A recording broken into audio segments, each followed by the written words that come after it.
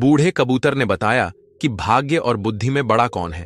कहानी बड़ी ही प्रेरणादायक और ज्ञानवर्धक है, इसलिए कहानी के अंत तक हमारे साथ बने रहें।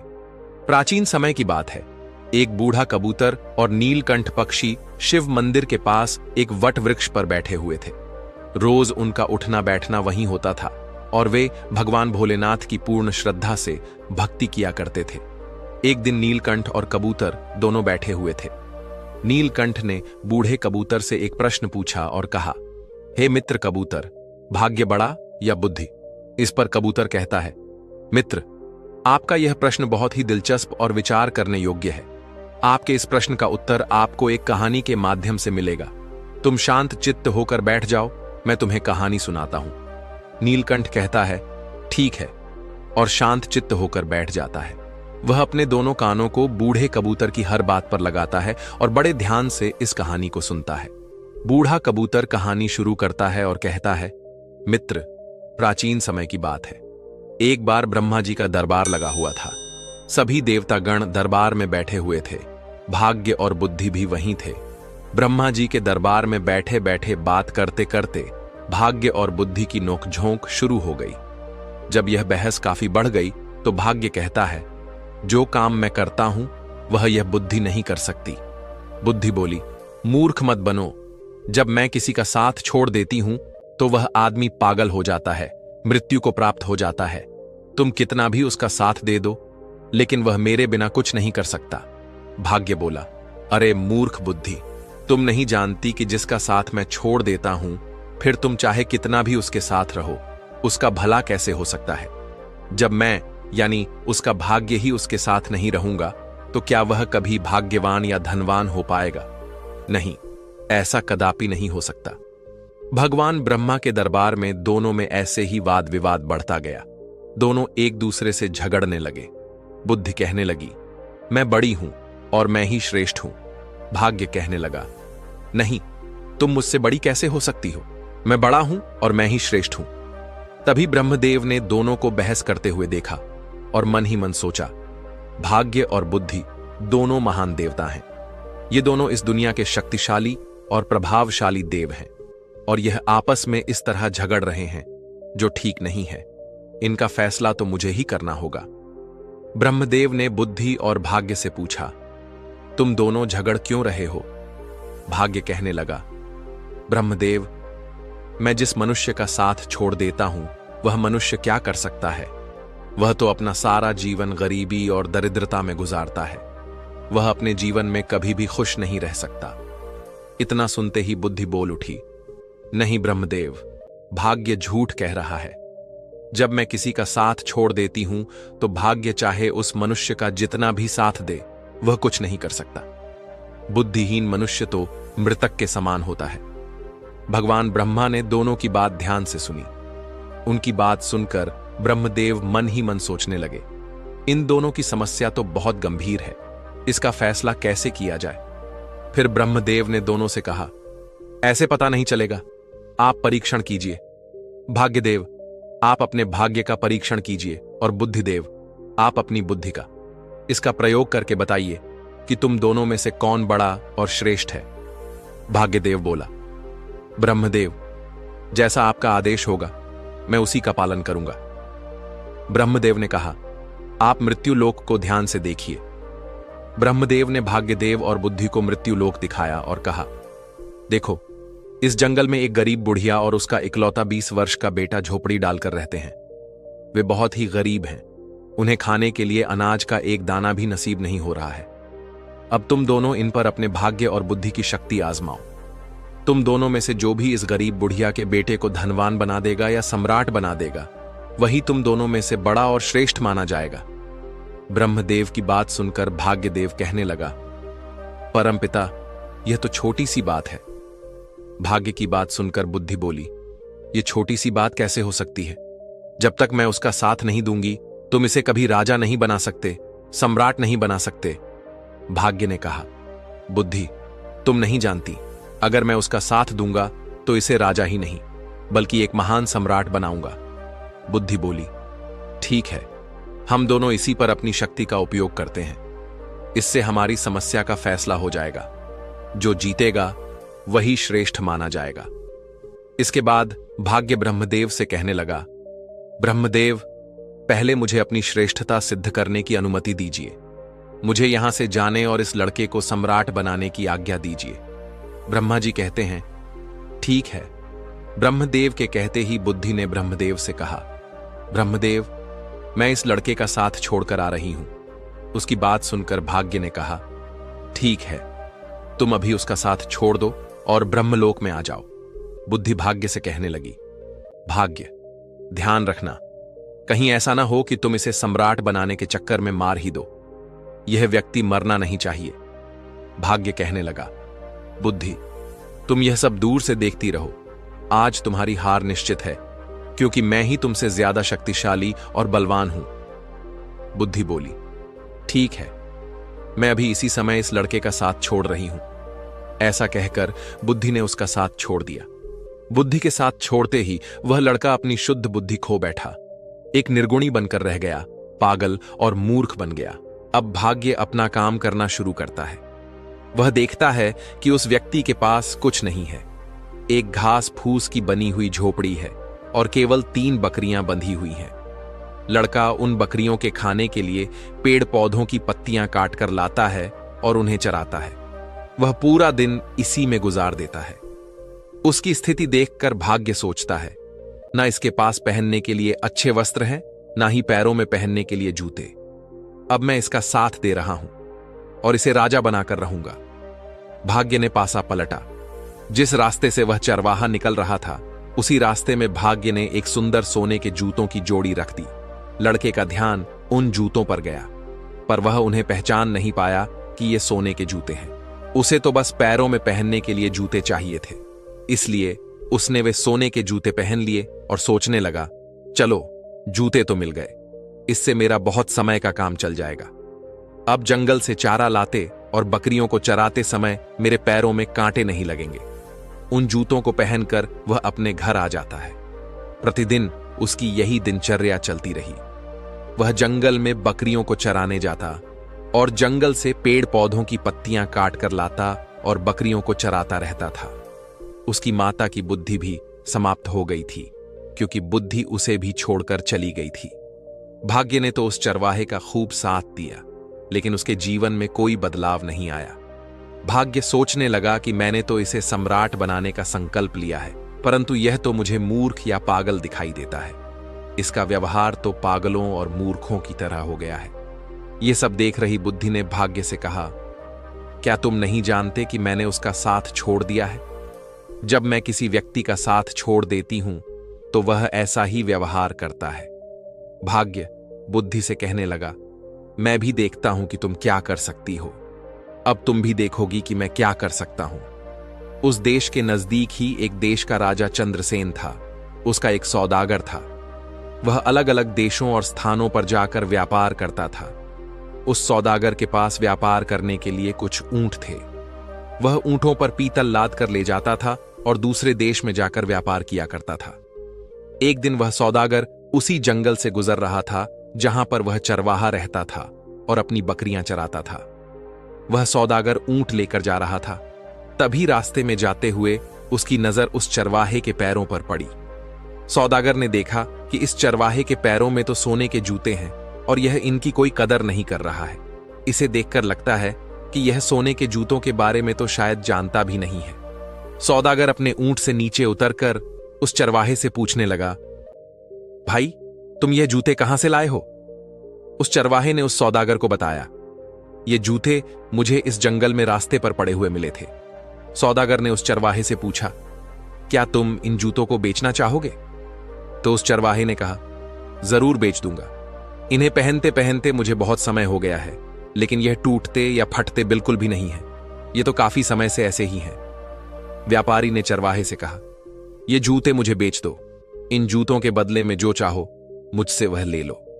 उस चरवाहे ने व्यापारी से कहा, मुझे इन जूतों के बदले में ज्यादा कुछ नहीं चाहिए, सिर्फ 1 मन अनाज चाहिए, जिससे मुझे और मेरी माता को 2 समय का भोजन प्राप्त हो जाए। हम तो भूखे मरते हैं। उसने सौदागर को वह सोने के जूते 1 मन अनाज के बदले ही दे दिए। सोने के जूते पाकर वह सौदागर बहुत खुश हो गया। वह सौदागर उस चरवाहे को एक मन अनाज देकर चला जाता है। तब बुद्धि भाग्य से कहने लगी, भाग्य, देखते नहीं कि तुम्हारे जूते तो एक मन अनाज के बदले में बिक गए। तुम समझ रहे हो ना, तुम्हारे सोने के जूते एक मन आटे में जा रहे हैं।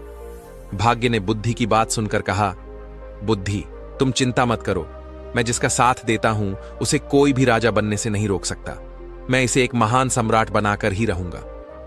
बुद्धि कहने लगी, भाग्य, तुम मेरे बिना कुछ नहीं कर सकते। देखना, तुम इसे अवश्य मार दोगे। यह बेचारा कहीं राजा बनते बनते मर न जाए। भाग्य ने कहा, बुद्धि, तुम कैसी बातें कर रही हो, देखना अब मैं क्या करता हूं। और इतना कहकर भाग्य फिर से उस व्यक्ति के पास आता है। भाग्य ने दूसरे सोने के जूतों की जोड़ी, जो सोने चांदी और जड़ाऊ हीरों से जड़ी हुई थी, उसी रास्ते पर रख दी जिस मार्ग से चरवाहा बकरियों के लिए पत्ते लेने जंगल से जा रहा था। उस चरवाहे को फिर से सोने के जूते मिले तो वह तो बड़ा प्रसन्न हो गया। उधर सौदागर पहले वाले सोने के जूते पाकर बहुत खुश था। चलते चलते वह सोचने लगा, क्यों ना मैं इन्हें अपने राजा को भेंट करूं ताकि महाराज प्रसन्न होकर मुझे कुछ इनाम दें। यह सोचकर वह सौदागर सोने के जूतों को लेकर महाराज चंद्रसेन के महल में गया। राज दरबार में जाकर उसने वह सोने के जूते राजा को दे दिए और कहने लगा, महाराज, यह स्वर्ण जूते मैं खास तौर पर आपके लिए लेकर आया हूं। ये जूते अद्भुत हैं। ऐसे जूते तो हमारे महाराज के पास होने चाहिए थे। महाराज चंद्रसेन जूतों को देखकर बहुत प्रसन्न हुए। सोने के सुंदर जूते देखकर उन्हें ऐसा लग रहा था कि जैसे यह जूते देवलोक से आए हों और देवताओं ने इन्हें बनाया हो, मानो स्वयं विश्वकर्मा ने इन्हें बनाया हो। इतने सुंदर जूते देखकर वह खुश हो गए और अपने मंत्री से कहने लगे, सौदागर को 15 सहस्त्र स्वर्ण मुद्राएं इनाम में दे दी जाएं। राजा चंद्रसेन ने उस सौदागर को 15,000 स्वर्ण मुद्राएं इनाम में दिलवा दी। इतनी ज्यादा स्वर्ण मुद्राएं पाकर सौदागर बहुत खुश हो गया और अपने व्यापार को बढ़ाने की सोचने लगा। उसके बाद वह दोबारा अपने ऊंटों पर पीतल लादकर दूसरे देश में व्यापार के लिए चल पड़ा। वह सौदागर अपने व्यापार के लिए उसी जंगल से होते हुए जाता था जहां वह चरवाहा अपने पशुओं को चराता था और अपनी माता के साथ रहता था। इस बार भी उसी जगह से जा रहा था और संयोगवश चरवाहा भी वहीं पर अपनी बकरियों को चरा रहा था। जंगल में अपने सामने उस चरवाहे को दोबारा देखकर वह सौदागर खुश हो गया। उसने फिर से उस चरवाहे के पैरों की ओर देखा। उसके पैरों में दूसरी जोड़ी स्वर्ण जूते देखकर उसने सोचा, इसके पास तो और सोने के जूते आ गए। न जाने यह कहां से ऐसे जूते लेकर आता है। सौदागर ऊंट से उतरा और उतरकर उस चरवाहे के पास आया और चरवाहे से बोला, भाई, क्या तुम फिर से इन जूतों को भी बेचना चाहोगे? चरवाहे की तो जैसे मनचाही मुराद पूरी हो गई। वह बोला, हां, जरूर बेच दूंगा, लेकिन इस बार आपको इसके बदले में मुझे एक बोरी चने की देनी होगी। सौदागर भी खुश हो गया और बोला, हां, ठीक है, मैं एक बोरी चने की दे दूंगा। चरवाहे ने एक शर्त और रख दी। वह बोला, चने भुने हुए होने चाहिए। सौदागर ने उसकी यह बात भी मान ली। एक बोरी भुने हुए चने की उसको दे दी। वह उससे सोने के जूते की दूसरी जोड़ी भी लेकर आगे चला गया। अब सौदागर के मन में यह विचार आने लगा, पहले एक जोड़ी जूते जो मैंने महाराज को भेंट किए थे, उसके बदले महाराज ने मुझे 15,000 स्वर्ण मुद्राएं दी थीं। इस बार हो सकता है कि महाराज मुझे पिछली बार से भी ज्यादा बड़ा इनाम दे। मैं इनको भी महाराज की सेवा में लेकर जाता हूं। वह इस बार भी उन हीरे जवाहरात और रत्न जड़े सोने के जूतों को लेकर राजा चंद्रसेन के दरबार में पहुंच गया। सौदागर राजा से बोला, महाराज, मैं आपके लिए हर बार कोई ना कोई विचित्र वस्तु लाता रहता हूं। हे राजन, आप इन्हें स्वीकार कीजिए। राजा चंद्रसेन ने जब जूतों को देखा तो कहने लगा, सच में यह बहुत सुंदर है। ये सोने के जूते हैं और पिछली बार दिए गए सोने के जूतों से भी ज्यादा सुंदर हैं। सौदागर, मुझे तुम यह बताओ कि तुम ये जूते लाते कहां से हो? तुम्हें ये जूते कौन देता है? अब सौदागर क्या बोलता? जब सौदागर को कुछ समझ नहीं आया कि राजा को क्या जवाब दे, तो कुछ सोच विचार कर उसने झूठ बोलना ही ठीक समझा और बोला, महाराज, दक्षिणी देश में एक सम्राट है। सम्राट के यहां मैं अपने पीतल का व्यापार करने जाता हूं तो वह इनाम में ऐसे जूते दे देते हैं। उन्होंने 2 बार मुझे सोने के जूते दिए तो मैंने दोनों बार वह आपकी सेवा में अर्पित कर दिए।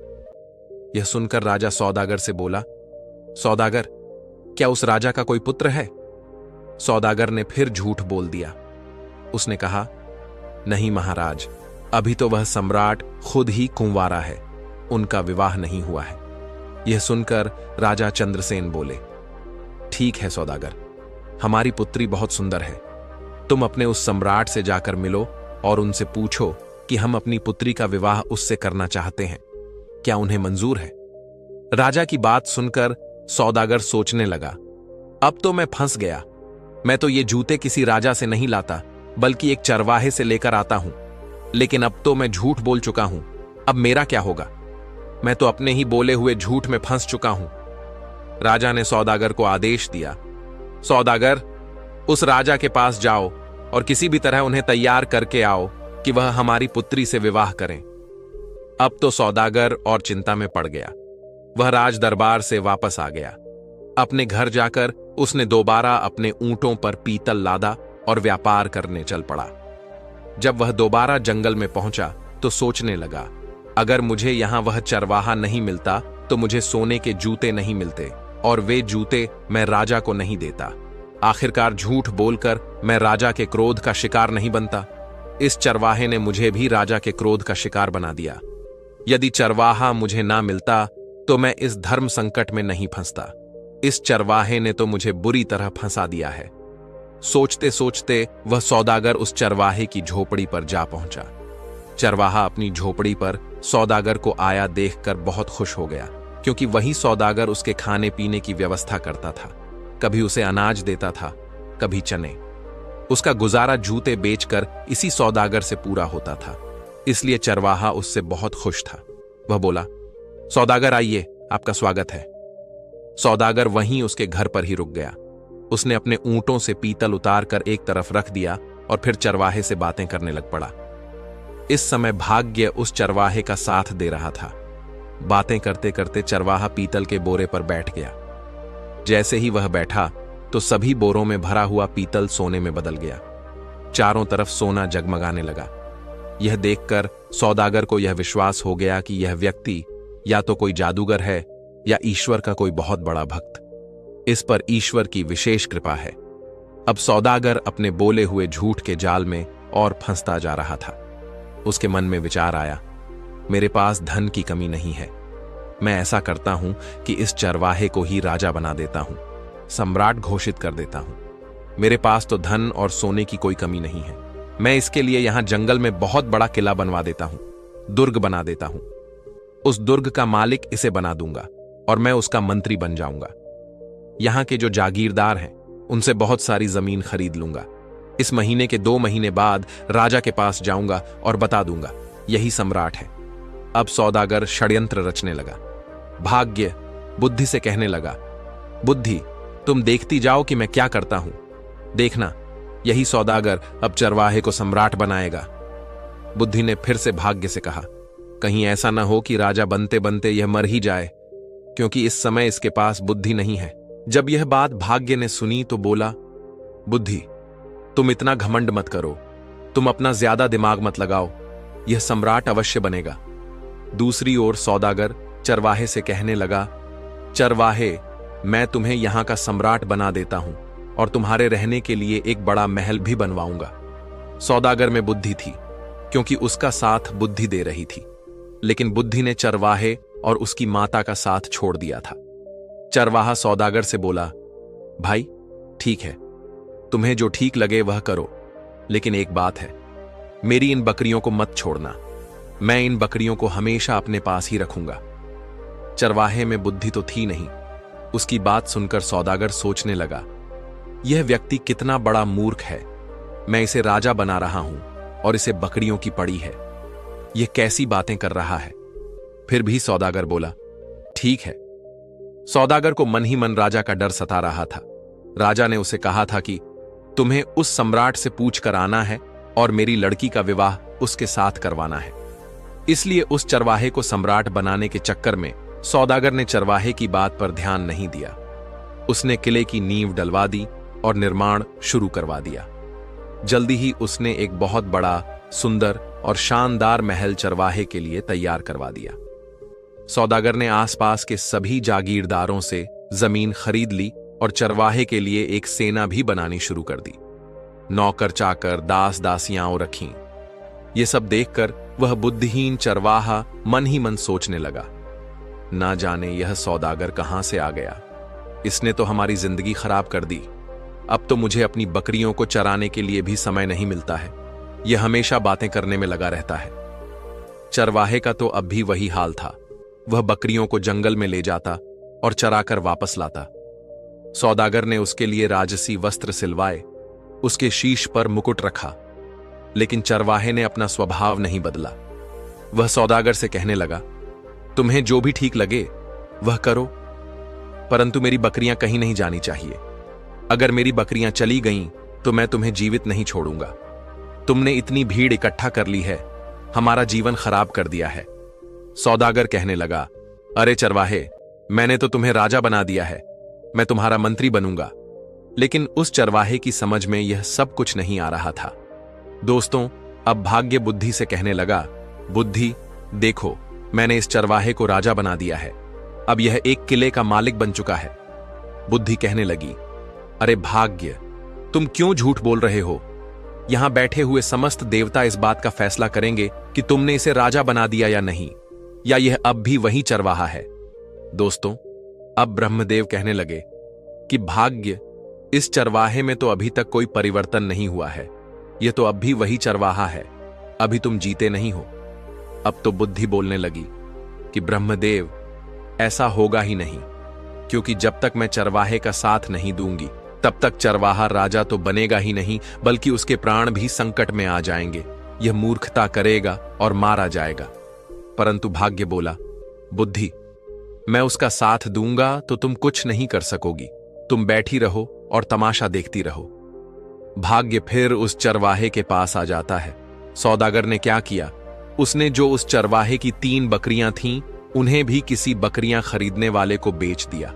जैसे ही उस चरवाहे को अपनी बकरियों के बिकने का पता चला तो वह जोर जोर से चिल्लाने लगा, रोने लगा।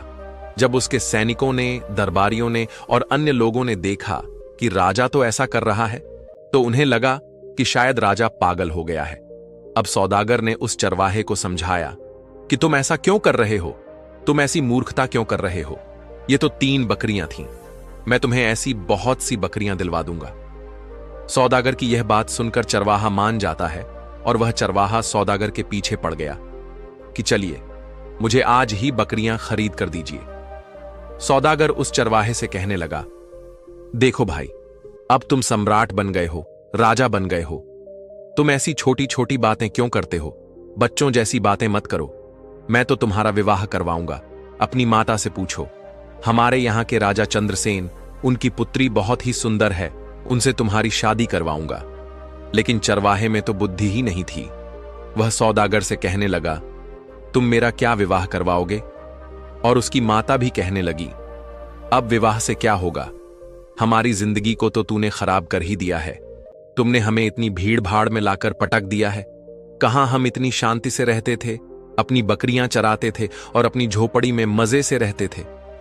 अब सौदागर सोचने लगा, लगता है यह दोनों मां बेटा पागल हैं। अब मैं क्या करूं? ऊपर से उसे महाराज चंद्रसेन का डर सता रहा था। उसके मन में यही विचार आ रहा था कि इनकी सहायता तो मुझे करनी ही पड़ेगी।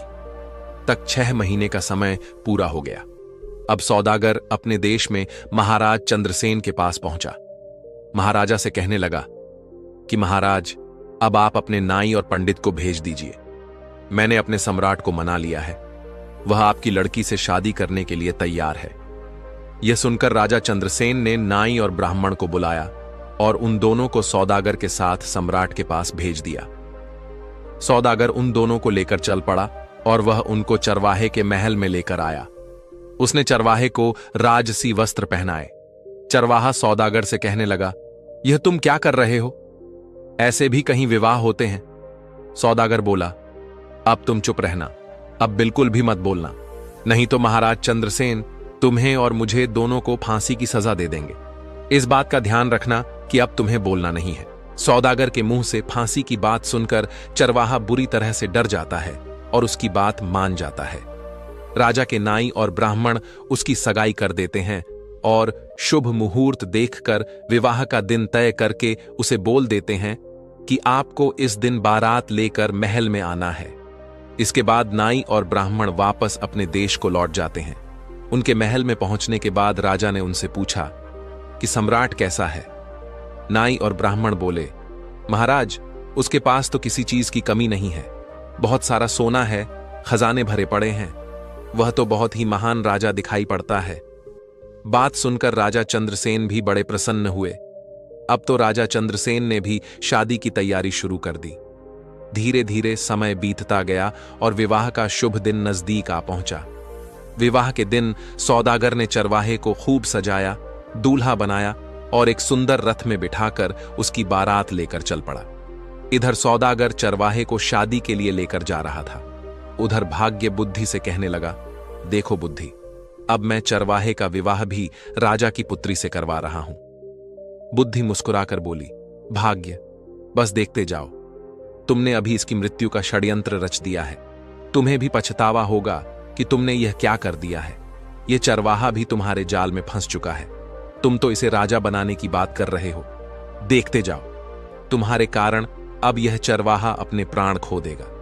भाग्य बोला, बुद्धि, जब मैं उसका साथ दे रहा हूं तो तुम क्यों परेशान हो रही हो?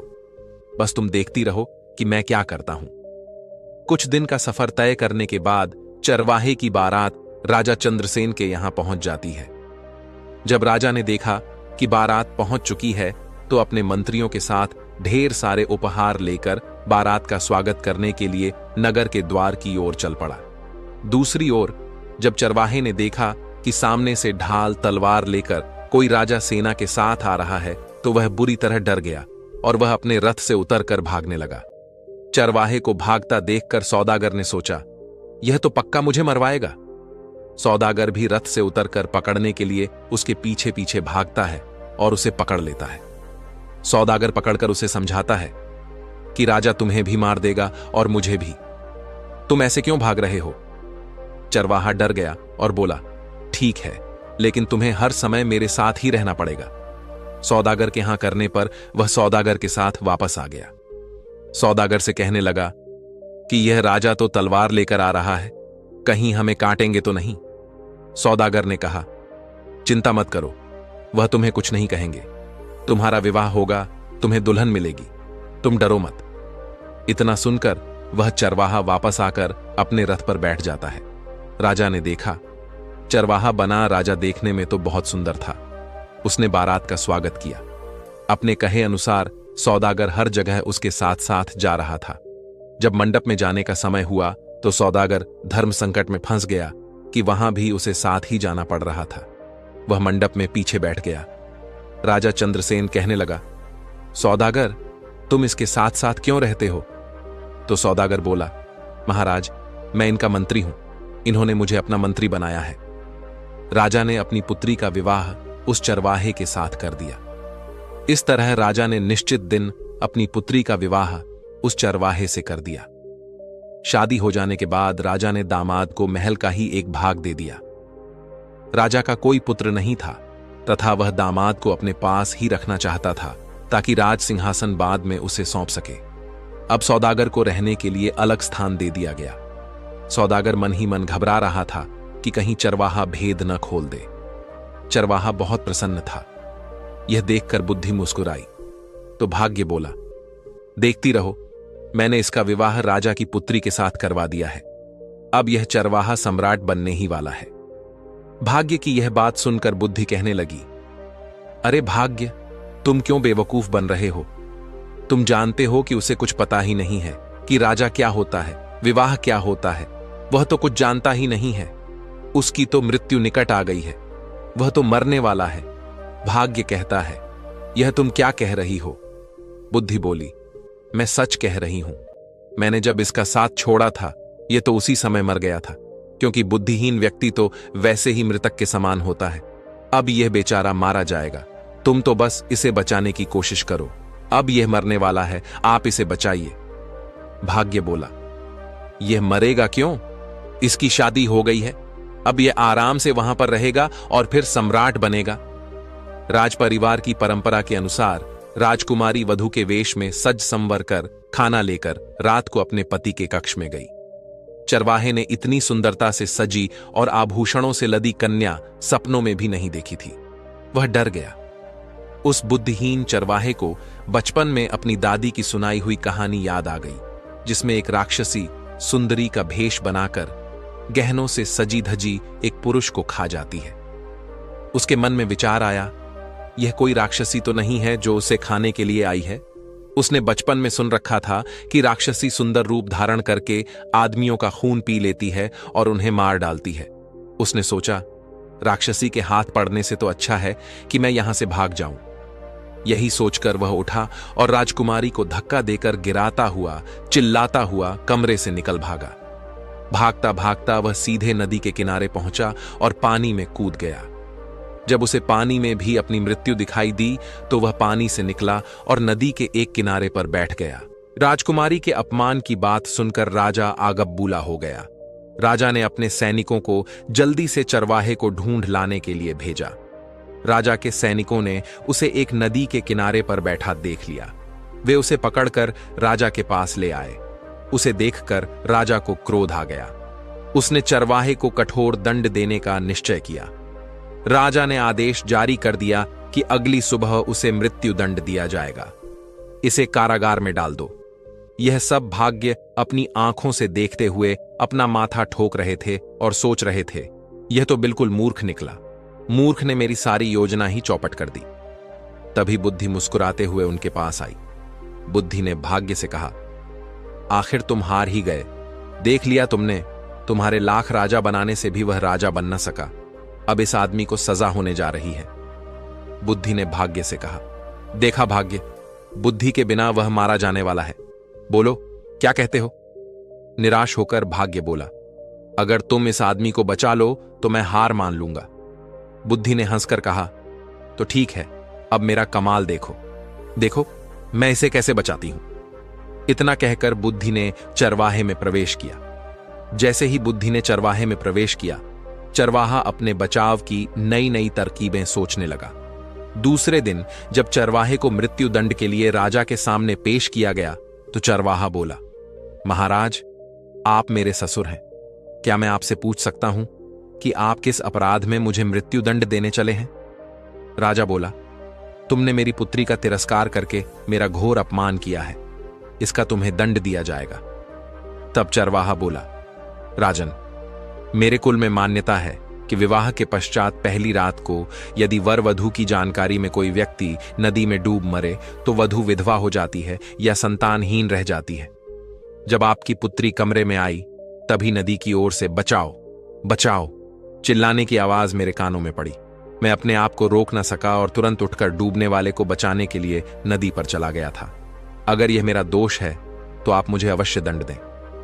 चरवाहे की बात सुनकर राजा बहुत प्रसन्न हुआ और उठकर चरवाहे को गले से लगा लिया।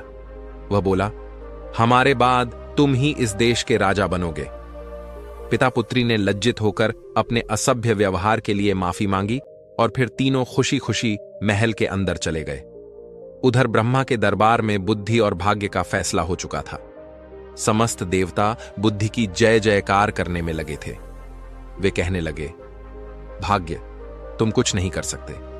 जिसका साथ बुद्धि नहीं देगी वह कुछ नहीं कर सकता। बुद्धि ने मुस्कुराकर भाग्य की ओर देखा। भाग्य ने हंसकर कहा, मैं अपनी हार मानता हूं, तुम वास्तव में मुझसे बड़ी हो। साथियों, इस तरह नीलकंठ को भी अपने प्रश्न का उत्तर मिल चुका था और उसके बाद बूढ़ा कबूतर और नीलकंठ भोजन की तलाश में जंगल की ओर निकल गए। दोस्तों, उम्मीद है आपको कहानी अच्छी लगी होगी। कहानी पसंद आई हो तो वीडियो को लाइक करके चैनल को सब्सक्राइब कर लेना, साथ में बेल आइकन भी दबा देना। मिलता हूं आपको एक और मजेदार कहानी के साथ। धन्यवाद। जय श्री कृष्णा।